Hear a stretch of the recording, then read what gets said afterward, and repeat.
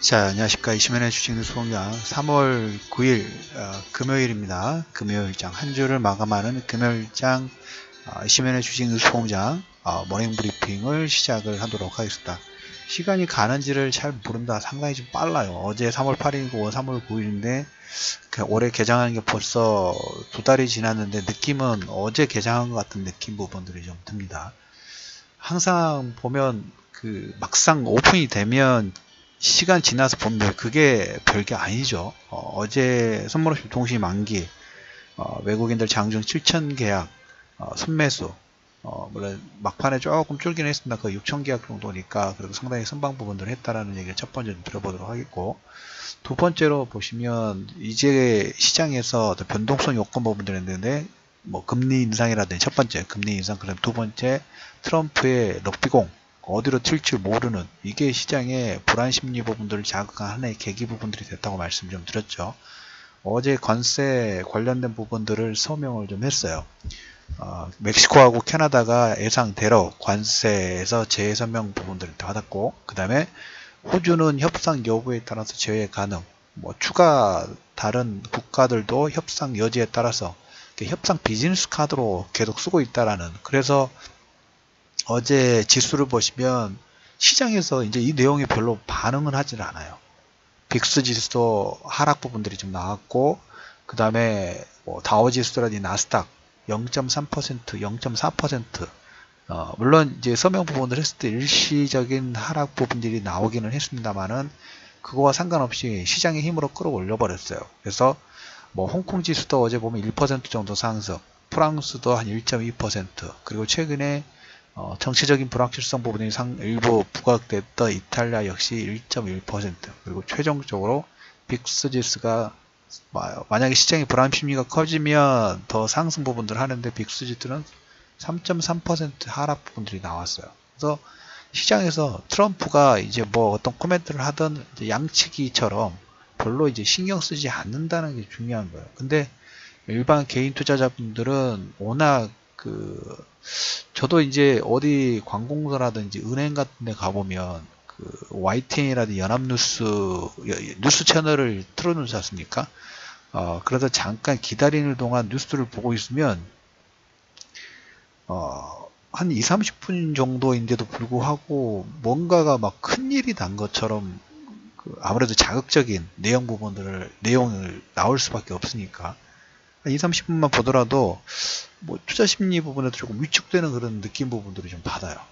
그래서 한편으로도 그런 생각이 듭니다. 역시 볼 필요가 없는 방송이구나. 방송 자체는 볼 필요가 없다라는 생각 부분들을 다시 한번 생각 부분들 합니다. 그래서 이 트럼프에 대한 어떤 트럼프 양치기는 이제 늑대라 줄 얘기를 해봤자 시장에서는 그래 너는 그런 아이구나 라고 낙인이 찍혔다. 신경 쓰지 말자. 가끔씩 늑대가 나타났다고 한두 번 얘기를 할 수는 더 있겠지만 그러려니 쟤는 원래 그런 애려니 하고 신경 쓰셔도 제외시켜 놓으셔도 되지 않을까라는 생각 부분들 좀 합니다. 어차피 핵심 키워드 보면 멕시코라든지 캐나다가 호주가 아니에요. 중국이기 때문에 어제 중국의 2월 무역 수지가 전년 대비 35% 증가됐습니다. 관련 내용 부분들은 방송 녹음 전에 메신저를 통해 가지고 메신저를 통해서 텔레그램하고 그 다음에 카카오톡에 올려드렸습니다. 자세한 내용 부분들 그 부분 좀 참고를 해주시면 될 것 같고, 물론 이게 이제 빌미는 되겠죠. 2월 무역 수지가 전년 대비 35% 증가 부분 나왔고, 뭐 상황에 따라서는 3년 내에 최대 증가예요. 그래서 이거 가지고 트럼프하고 딜 부분들 좀 하겠지만 우리는 그걸 볼 게 아니라, 그럼에도 불구하고 중국이 대미 수출이 급증하고 있다는 여기 여러분들이 포커스를 하셔야 돼요. 글로벌 전체적으로 시장 자체가 판이 커지고 있다는 이게 여러분 포커스예요. 실적이라고 말씀을 드렸죠. 지금 핵심 키워드 부분들은 실적이에요. 실적. 다 필요 없어요. 변동성이 나오더라도 이런 변동성 부분들을 이겨낼 수 있는 것은 뒤에 탄탄한 실적의 가치 부분들을 가지고 있는 종목군이 치고 나가고 있고, 그 흐름 부분으로 SK하이닉스가 먼저 치고 나가고, 롯데케미칼, 그 다음에 SK 정유주들, 그 다음에 화학, 기본 바탕 부분에 있는 종목군들, 그리고 지금 수주 모멘텀이 살아가고 있는 산업재라든지 경기 민감주 쪽이 계속 꿈틀꿈틀하고 있다는 거예요. 이게 여러분들 핵심 키워드예요. 어제 마이크론 테크놀로지의 목표 주가가 2.3% 다시 상승 부분들이 좀 진행이 됐어요. 그리고 1월달 이틀 전인가요? 미국 소비자 신용이 139억 달러 정도 증가가 됐습니다. 뭔가는 모르겠지만, 방송 이제 처음 들으신 분들은 뭔가는 모르겠지만 경계 자체, 서로의 무역 자체라든지 그다음에 소비 심리 부분들에서 또 서로 주고받는 이 물동량, 서로의 교역량, 신용의 소비, 통화 승수 속도, 뭐 이런 연관되는 경기가 상승했을 때 보여지는 인덱스 부분들이 계속 뭡니까? 업이 되고 있다는 거죠. 이게 여러분들 핵심 키워드예요. 다운이 되는 게 아니라 계속 뭔가 전체적으로 올라가고 있다는 이게 핵심 키워드입니다. 어제 그래서 22 통화정책 K가 열렸습니다. 이번 주에 가장 중요한 게 VOJ하고 22 통화정책 K, 그 다음에 트럼프의 럭비공, 이게 가장 중요하다고 말씀드렸는데, 22 문구에서 두 가지 키워드가 나왔어요. 첫 번째, 금리 인상 속도가 그렇게 빨라지지 않을까라는, 그리고 드라기가 어떤 얘기냐면 동맹국에 관세를 부과한다면 당신의 적은 누구냐, 트럼프에게 일침을 놨고 22 통화정책회의 그 정사가 매우 점진적으로 예상되면서 어제 달러가 올라가고 유로화가 꺾였어요.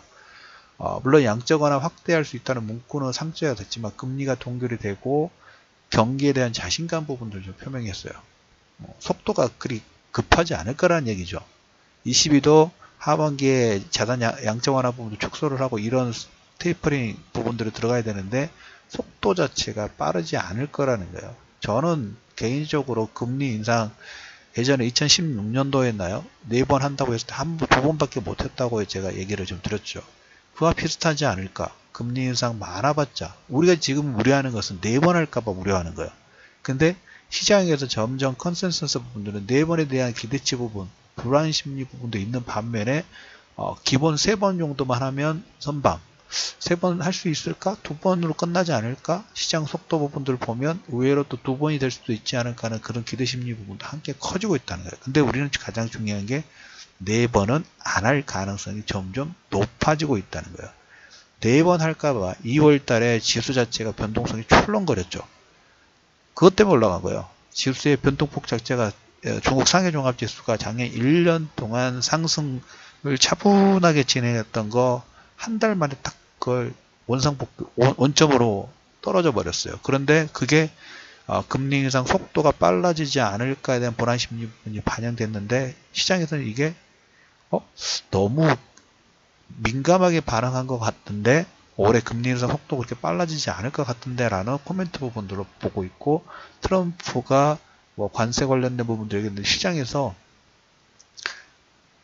지난주 대비 별로 이렇게 반응 속도가 민감하게 나오잖아요. 점점 둔화되고 있어요. 그러려니 하고 있습니다. 그래서 어제도 말씀을 좀 드렸지만 우리가 지수 자체에서 기본적으로 지금 1차 보수적인 날에서 3000 파동하고 코스닥 1000포인트 파동 부분에서 계속 이런 소음 부분들이 나올 거예요.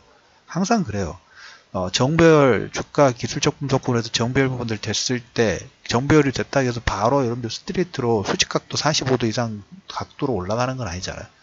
하나의 상승 부분들이 뭐 30%, 50% 정도 이루어진 다음에 뭐 거기에 또 3분의 1 절반 정도 조정받고, 조정받을 때는 앞에 상승 부분이 나왔던 내용에 계속 시장에서 과연 그렇게 상승할 만한 이유가 있는지 다시 한번 점검을 해보죠. 그 점검 부분들 이겼으면 다시 추세 부분들이 상승 추세 부분도 돌파를 하는데, 글로벌 경기 자체도 다 마찬가지예요. 우리나라 종합지수도 마찬가지고, 앞으로도 여러분들 항상 순간순간 지금 이게 3천, 4천으로 가는 파동 부분들일까? 내가 주식을 해야 될까? 근데 주식을 해야 되겠다 마음을 좀 먹었는데 보면 시장의 변동폭들이 크니까 거기에 아닌 것 같아.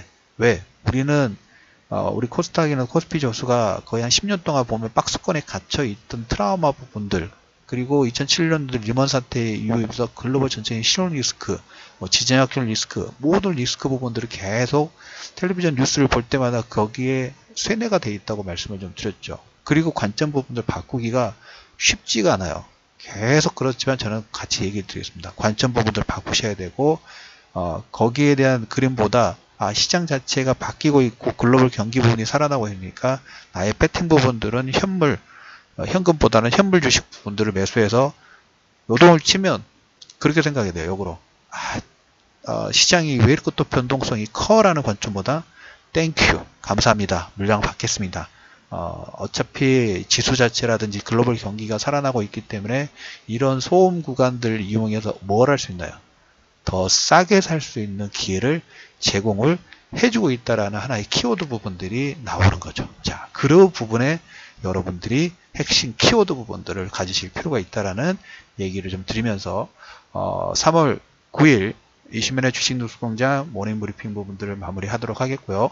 지난번에 1월 달부터 공지 부분들을 해서 1차 이벤트 부분들 하고 이번 주까지 2차 이벤트 부분들을 진행하는 걸로 알려드리면서 모닝 브리핑 이시민의 주식 뉴스공장 3월 9일 모닝 브리핑을 마무리하도록 하겠습니다. 자, 모두 힘내시고 편안하고 날씨가 요즘에 상당히 좋습니다. 즐거운 금요일 아침 시작하시기 바랍니다.